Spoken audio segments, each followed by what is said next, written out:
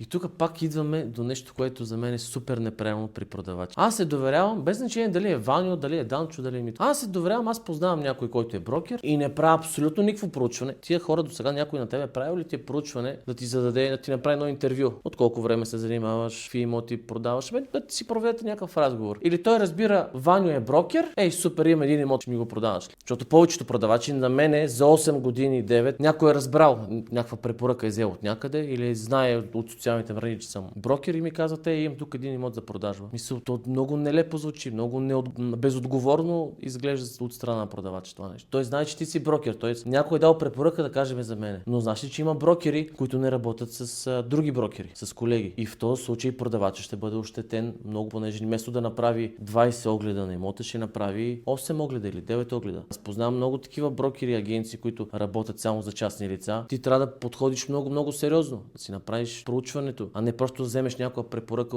че някой ти е дал препоръка за брокер, че той е брокер. Те продават веднъж два пъти в живота хората, не знаят какъв е процеса. Едно, че нали, няма регулация в нашия бизнес, всеки може си да работи по начин, който се сметне за добре за него. А дали е в полза на продавача или е в полза на брокера, това вече трябва много в дълбочина да се влезе, за да се разбере. Услугата преди печалбарство. Тоест един бизнес не може да съществува без добра услуга, естествено и без печалба. Но ти, когато дадеш супер добрата услуга, тя печалбата неминуемо ще дойде. А много брокери слагат печалбата преди услугата и тогава всички са в беда.